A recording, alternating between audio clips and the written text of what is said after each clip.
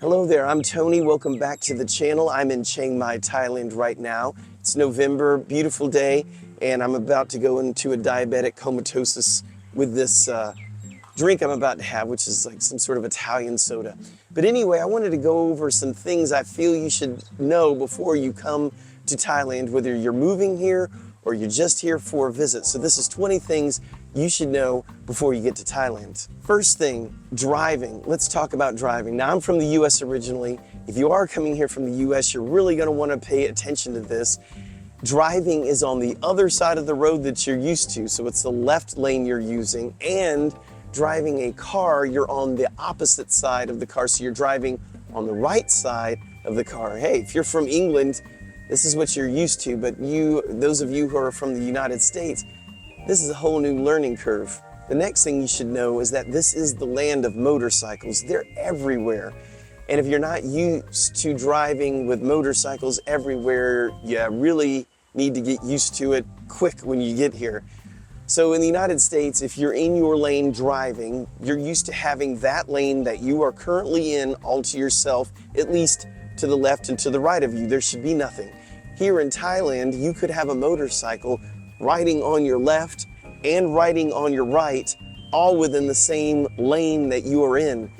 They're running around like mosquitoes everywhere, so you have to be constantly aware of where all of the motorcycles are. And you need to really know some of the basic signs and road marks of where to park, where not to park, speed limit, all the basic signs that you would need. Now, you can drive here if you have a driver's license for a car in your home country, at least for a little while. So if you're here for a visit or you're here for a short amount of time, let's say, you should be okay. If you're planning on driving a motorcycle here, you would need to have a motorcycle license in your current home country. Then you can drive a motorcycle here. If you don't have a license to drive a motorcycle from your home country, then you do need to get one here. Yes, they will still rent you a motorcycle. Yes, you could probably still drive it around, but it's illegal. You're probably just gonna have to pay a fine, but I thought you'd like to know that up front. Another thing you should know is it is dangerous to drive here. It's one of the most dangerous places on earth to drive. Now, a lot of that is simply because a lot of people on motorcycles are not wearing helmets, or there's 7 people on one motorcycle with no helmets. You get in one crash there and it's like one truck, one motorcycle, 7 killed because they were all on that motorcycle. Also, people do some crazy maneuvers on the road here. So just be prepared to go slower, don't drink and drive, to try to keep yourself safe on the roads here in Thailand. Another thing to know before coming here is prices are cheaper. Now, I'm saying this from being from the US. If you're from any Western country, it should be cheaper here, and a lot cheaper. So get used to some cheaper prices. There are some things that aren't cheaper here, just depending on what you're looking at. If you're living here, electricity is kind of expensive depending on how much you use air conditioners. But we have a cost of living video, so look for that on our channel. It goes into detail about the cost here. But overall, you're gonna find them a lot cheaper here in Thailand. Now, when you're in a restaurant here in Thailand, don't expect your food to come out at the same time. Let's say you're with a group of 4 people. One person could get their food 10 or 15 minutes before another person. It's common here in Thailand. Don't get upset. I've seen foreigners at other tables in restaurants getting upset that they got their food before anyone else. It happens here. It's okay. Just plan for it ahead of time. Another thing is that napkins are scarce, and if you do get napkins at a restaurant, they're usually about, well, like tissue paper. For instance, here's one where I'm at right now, and they actually do have napkins for you, but I mean, they're very thin. You could blow your nose in this and tear it to smithereens, so you may want to bring your own napkins when you go out to eat, or even bring some paper towels, anything like that. That's just a helpful tip. Just so you know, there are seasons here in Thailand. I know most people say it's hot, hotter, and then there's the hottest, but there's different seasons here. Right now it's November, we're in the nice season. This is when it's the best. So October, the end of October, November, December, January, it's a little bit cooler here. When I say cooler here, it's just not exceptionally hot, but it can get to 70 degrees or maybe a little bit lower here in these months. And the hottest months are going to be like around March and April, which, by the way, is also for most of Thailand, it's the smoky season. It's when they burn the crops. So all that smoke goes up into the air, makes things a little bit hazy. If you do have some sort of respiratory issues or allergies, those may be the months that you want to stay away from Thailand. There is a rainy season. The rainy season usually starts somewhere in July, August, September, and then it ends halfway in October. Doesn't mean it rains every day, it just means that it can rain, because the other months are typically dry. Another thing you might want to know, especially if you're driving, gas stations here, you do not pump your own gas. They pump it for you. It's wonderful.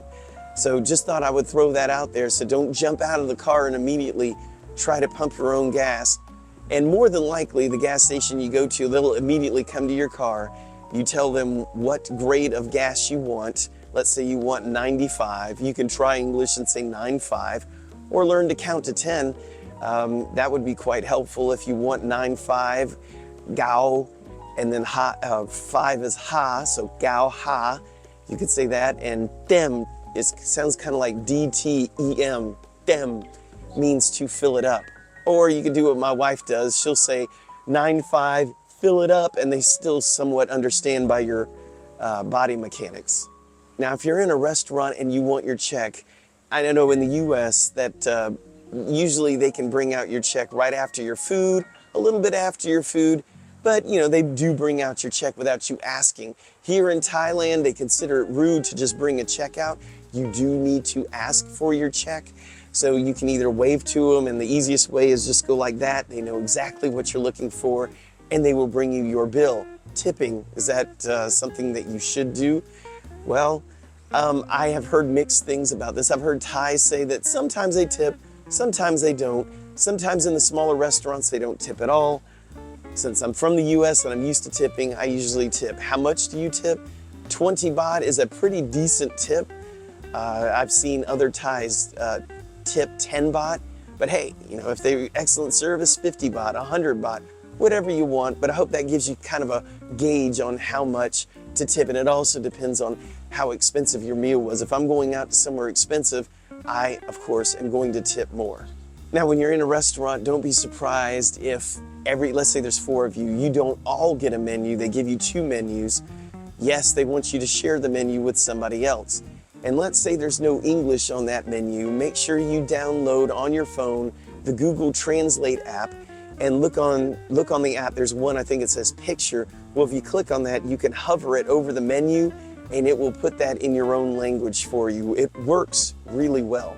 Can you drink the water here? Well, I'm going to tell you like this. The Thais, I don't think typically drink the water that comes out of the faucet, tap water. I see that they get their water filled up at different filtration stations, or they'll buy bottled water. So I'm going to say the answer is no. You want to make sure that your water is filtered. You want to buy bottled water, and it is plentiful around here. You shouldn't have an issue with that at all. Toilet paper. If you're out and about, it wouldn't be the worst thing in the world to bring your own toilet paper, but that isn't actually the hint I was going to give you.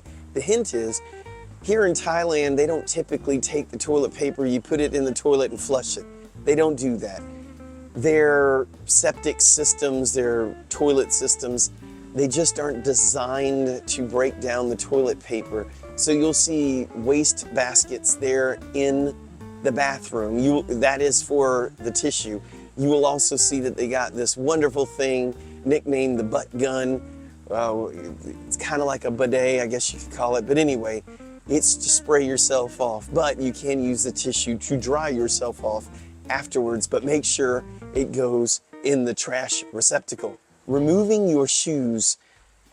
Now, there's times you do this and times you don't. If you're going to the mall, you don't remove your shoes. But if you're going to, let's say, somebody's house, you're going to remove your shoes. You will see shoes left outside the door. And if you're going, let's say, to a business, I've been to like small pharmacies, and you'll see shoes lined out outside of the door. There's your hint, take your shoes off. And if you're going somewhere and you don't see shoes outside or a rack for shoes, it's probably okay to wear your shoes inside. If you do go inside and you realize, oops, I shouldn't have worn my shoes here, just go back outside and take them off. Here's one I learned recently, and then I looked around and go, I should have known this a long time ago. I've been here a year and a half. Figured this out about, a couple of months ago. And that is, don't use your left hand with people. In other words, if I'm going to hand a waiter, waitress, a person, anyone here, anything like this drink, I'm going to do it with my right hand, not my left hand. Now, I've had people hand me things, taking their left hand, holding their right arm, and handing it to you. It is because in this culture, the left hand is considered dirty. I don't know. I have heard, I think when they use the bathroom, they use this one for their sanitary reasons, so that leaves their right hand clean. But just trust me now, don't do anything, giving someone anything with your left hand, do it with the right. Get in the habit now. Don't use your feet to point to something. Say there's a street vendor selling something and they got all their merchandise on the ground. Don't walk, you're standing up, you walk up to it. Do not use your foot to point to the item that you're interested in. Don't cross your legs and point your foot, if it's sticking out to the side, at people. It's an insult here. The feet are the dirtiest part of the body. So I'm just giving you this tip ahead of time. Also, something to know is do not touch anybody on their head. You're thinking, why would I touch somebody on the head? Well, don't. But that includes little kids, ruffling up their heads or anything. The feet are considered the dirtiest part of the body, and the head is the most sacred. So just don't touch people on their head. Never, ever disrespect the royal family here in Thailand. It's against the law. It will get you locked up. Just don't do it. No comments. Just leave it out of your vocabulary unless it's a positive thing you're saying. You will notice here in Thailand, if someone, let's say you're talking to someone and someone has to walk in between you, you will see them duck their head, bow down, and walk through. It's a courtesy sign. So if you're walking in front of someone, just kind of crouch down a little bit, and that's showing respect, like, I know I'm in the way, I'm interrupting something, and I do apologize. It's all in your body mechanics. The last two things I want to give you, I really think you should know, and that's basic greeting. So we're going to take our time on this one. So to say hello, which you should do all the time here when you greet people, it's sa, like S-A, wat, W-A-T, D, let's just say it's D-I, so sa, wa, di. Now, if you're a man saying this, it's going to take some time here. You're going to see it written K-R-A-B, K-R-U-B, and C-R-A-P. It's not crap. It's not crup. It's crap. However, there's still more to it. If you want to sound more like a Thai, throw away the R and just end it in K-A-P. So for a man, you will say Sawatdee Kap. Sawatdee Kap. Sawatdee Kap. You'll see this all kind of different variations. I'm going to language school, trying to help you out here. If you want to sound like a local, that's the way you do it. Now, what if you're female? Sawatdee, so same thing, but you're going to end it, and it's a lot simpler. Ka, K-A, ka, Sawatdee ka. So notice I kind of raised the ka a little bit. Sawatdee ka. It's a polite greeting for women. So again, if you're a man, you're going to end it with kap. If you're a woman, you're going to end that with ka. That is 20 things to help you in your time here in Thailand. If you need more tips, hints, anything else about Thailand, or especially the Chiang Mai area, check out our videos that we have. Subscribe if you will. Thank you for watching, and until next time, Kap Kun Kap, which by the way means thank you. Kap Kun Kap, because I'm a man, I ended it with K-A-P. If you're a woman, it would be Kap Kun Ka. There's the ending for a woman. Thank you.